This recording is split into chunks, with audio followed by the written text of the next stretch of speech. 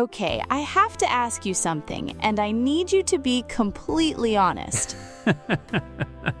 That's becoming our thing, isn't it? When was the last time you posted something on social media that was completely, genuinely how you were actually feeling? Like the real thing, not the edited version. The real thing. No filter, no angle, no waiting for the right lighting. I don't know if I've ever done that. Neither have I, and I've been thinking about why. Because it's not like we're lying exactly. The food was good, the trip was beautiful, the moment happened, but something about the way we show it, the way we frame it, caption it, time it, it's not really the truth either. It's a highlight reel of a life that also contains a lot of staring at the ceiling at 2 a.m., wondering if you're doing anything right. Nobody posts that. Nobody posts that. So why do we do it? Why do we perform happiness online when the people closest to us know things are more complicated than that? I think part of it is just how the platforms are built. Every like is a small hit of dopamine. Every comment is a tiny validation. The algorithm rewards positivity, rewards aesthetics, rewards a certain kind of curated life. So over time, you learn what gets rewarded and you produce more of that. You become a content creator of your own existence without even realizing it. And then the performance starts to feel normal, and reality starts to feel like the thing that needs to be hidden. Which is when it gets genuinely dangerous, because you're not just curating your image for other people anymore, you're starting to curate it for yourself. You look back at your own feed and think, that looks like a good life. And for a second, you almost believe it. Even though you were crying in the car before that photo was taken. Even though the relationship in that picture ended 3 weeks later. Even though the smile is real, but the feeling behind it was something else entirely. There's actually a psychological term for this, self-presentation theory. The idea that we're constantly managing the impression we make on others, and social media is just the most extreme, most permanent, most public version of that. But self-presentation isn't new. People have always put their best foot forward. You dress up for a job interview, you clean your house before guests arrive. That's just social behavior. Right, but there's a difference between presenting well in a specific context and constructing an entire parallel life online that represents a version of yourself you only sometimes actually are. Because the job interview ends, the guests go home, but the feed is always there, and it's always performing. And the audience is everyone. Your colleagues, your exes, your parents, people you went to school with 15 years ago and will never see again. And you're performing for all of them simultaneously, all the time. That's exhausting when you say it like that. It is exhausting, and I think that's why so many people feel drained by social media, even when they're the ones choosing to use it. Because performance takes energy, even when it's become automatic. Okay, but here's where I push back. Because I think there's a version of this that's actually okay. Like, choosing what you share isn't the same as lying. You don't owe the internet your worst moments. You don't owe anyone your pain as proof that you're authentic. I completely agree with that. Privacy is healthy. Not everything has to be public. But there's a difference between privacy and performance. Privacy is, I'm keeping this for myself. Performance is, I'm actively constructing a version of my life that creates a specific impression.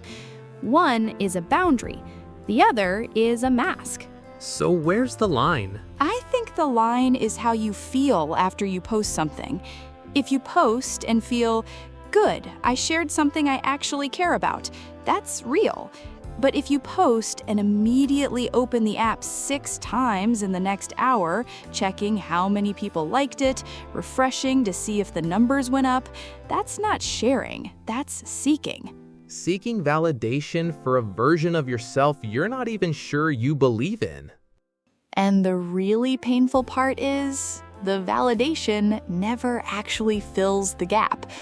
You get the likes, you get the comments, and for about 20 minutes you feel seen. And then it fades, and you need to post something again. It's the same cycle as anything else that gives you a hit without actually addressing the thing underneath.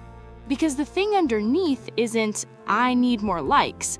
The thing underneath is usually, I'm not sure I'm enough. I'm not sure my real life is enough.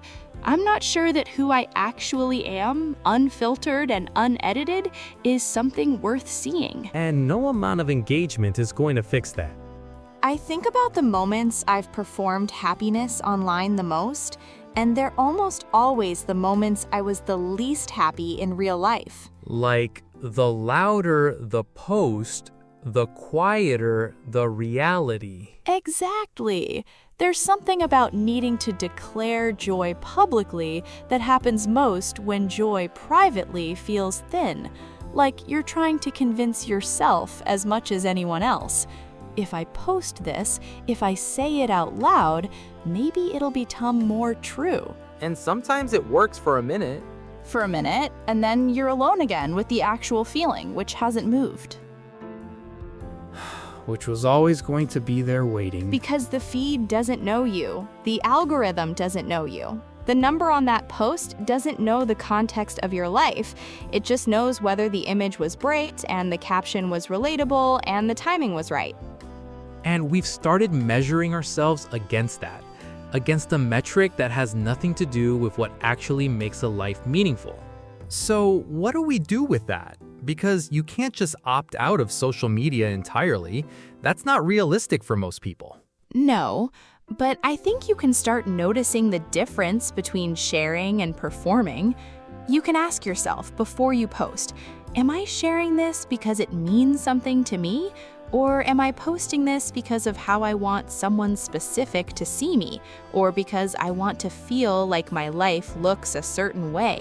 And if the answer is the second one, that's not a reason to not post it necessarily, but it's worth knowing. It's worth knowing why you're doing it. Because when you know why, you have a choice. And choice is the thing that performance takes away from you. When you're performing automatically, on reflex, for an audience you've never actually thought about, you're not choosing anymore. You're just producing. A version of yourself that gets more polished and more distant from the real thing every year. Until you open your own profile one day and feel nothing. Because the person in those pictures is someone you worked very hard to construct, and you're not sure you actually know them. That might be the most unsettling thing you've said tonight. I've said a lot of unsettling things tonight. Fair.